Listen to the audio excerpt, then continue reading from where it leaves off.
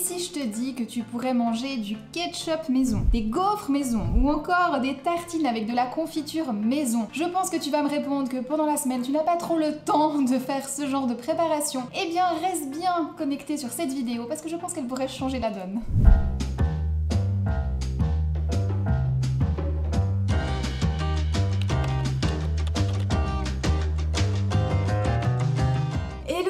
Et bienvenue dans cette toute nouvelle vidéo. On se lance dans une série meal prep. Alors je pense que vous savez certainement ce que c'est. C'est le fait de préparer ses repas à l'avance, donc c'est basique mais pas toujours si simple. C'est très populaire chez les personnes qui sont très occupées car ça permet de gagner pas mal de temps en cuisine. Bien sûr, chacun a sa propre problématique. Pas le temps le matin, pas le temps à midi, pas le temps le soir. Donc je me suis dit que ce serait sympa de vous proposer une série de vidéos avec un meal prep dédié à chacun de ces moments clés de la journée. Donc vous avez bien entendu les amis, on se lance dans 4 vidéos meal prep. Pour ne rien manquer, je vous invite à vous abonner à la chaîne, vous allez voir, ça vaut le coup. Et sur ce, on se lance!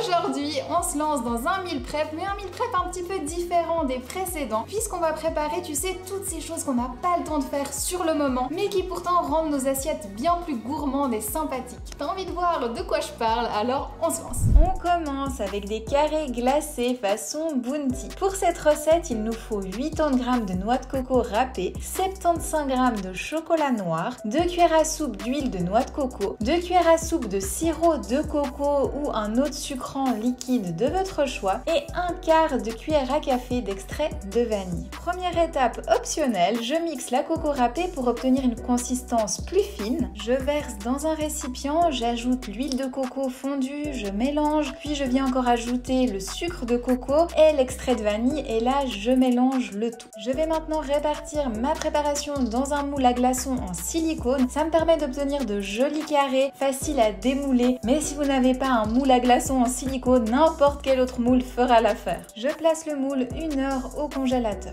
Je démoule mes carrés, je fais fondre le chocolat et je viens tremper les carrés un à un dans le chocolat. Attention, c'est gourmand. Une fois que tous mes carrés sont enrobés, eh bien je replace au congélateur pour 10 minutes.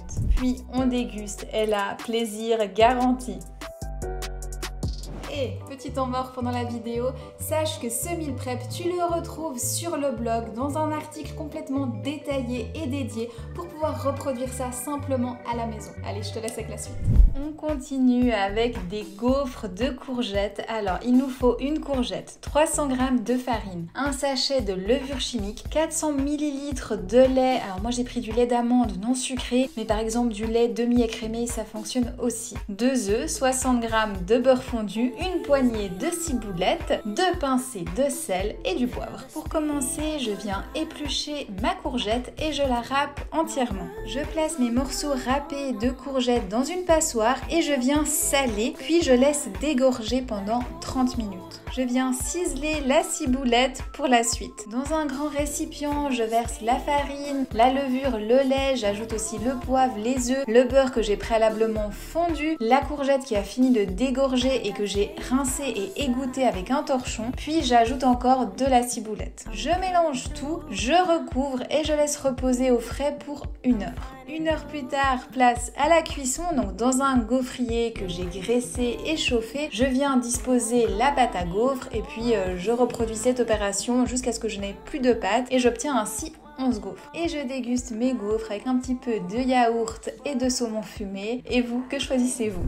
Je vous propose de continuer ce meal prep avec un ketchup maison. Donc pour cette recette, nous avons besoin d'une boîte de tomates concassées, environ 350 g, 2 cuillères à soupe de vinaigre de cidre, 1 cuillère à café de paprika en poudre, doux ou fumé selon vos préférences, 1 cuillère à café de cumin et une pincée de sel et de poivre. Je place tous les ingrédients dans un mixeur, je mixe et je verse dans une casserole. Je place sur une plaque de cuisson et je laisse mijoter à feu extrêmement extrêmement doux pendant 30 minutes, puis je laisse de côté, je laisse complètement refroidir et je verse dans un bocal. Pour ma part, j'ai décidé de déguster ça avec des bonnes frites de patates douces et si vous voulez la recette, ça se passe en Reels sur Instagram. On termine avec une confiture de framboises pauvre en sucre pour passer des petits déjeuners de folie. Pour cette recette, nous avons besoin de 250 g de framboises congelées, 2 cuillères à café de sirop de coco ou un autre sucre en liquide de votre choix, 3 cuillères à soupe de graines de chia, un citron et on va utiliser le jus et le zeste. Je commence par retirer le zeste du citron puis je viens le presser pour retirer le jus. Dans une casserole, je viens verser les framboises, le sirop de coco, le jus et le zeste et je passe en cuisson. Je fais chauffer à feu moyen voire très doux jusqu'à ce que les framboises soient complètement ramollies puis je viens ajouter les graines de chia. Je retire du feu, je laisse refroidir et il n'y a plus qu'à réaliser de belles tartines bien gourmandes que j'aime bien saupoudrer avec un petit peu de noix de coco râpée. La cuisine c'est fini, mais vous le savez, la vidéo n'est pas terminée puisque dans chacune de ces vidéos meal prep, je vous donne un conseil spécifique sur la thématique. Aujourd'hui, j'avais envie de vous parler de comment organiser efficacement un meal prep. Donc s'il y a une astuce à respecter, c'est de multiplier les types de cuissons. Par exemple, si vous avez 3 cuissons au four et que vous avez un four, eh bien ça complique quand même. Donc utilisez un maximum des possibilités de cuisson que vous avez. Donc par exemple, il peut y avoir une recette au four, une ou deux recettes sur les plaques de cuisson. Vous pouvez aussi avoir en parallèle, par exemple, un cuiseur de riz. Moi ça m'aide énormément parce que je mets le cuiseur de riz, je le lance, il fait le job tout seul, j'ai pas besoin de surveiller la cuisson. En plus, c'est des appareils qui sont vraiment pas chers, donc ça vraiment c'est un bon investissement pendant que vous êtes occupé à faire d'autres choses. Tout ça, c'est dans un monde idéal. Maintenant, si vous n'avez pas le matériel qui vous permet de faire ainsi, enchaînez les cuissons les unes après les autres. Par exemple, vous avez le four qui est chaud, et bien dès que vous sortez la préparation, vous mettez la suivante. Vous n'allez pas perdre tellement de temps et surtout, vous allez éviter de brûler des choses parce qu'à vouloir tout faire en même temps, des fois, on fait pas très bien non plus, hein. Aujourd'hui, on a vu une autre approche du meal prep. On a vu que finalement, c'était pas réservé aux repas classiques, mais aussi pour les préparations plus longues, pour nous aider au fur et à mesure de nos semaines. Alors bien entendu, je tiens à préciser, hein, ça c'est pour vous aider si vous avez envie de faire ça. Si vous préférez acheter votre ketchup en magasin et que c'est pas une préparation qui vous intéresse, ben il n'y a pas de problème, hein, c'est pas interdit d'en acheter. D'ailleurs, ça m'arrive aussi.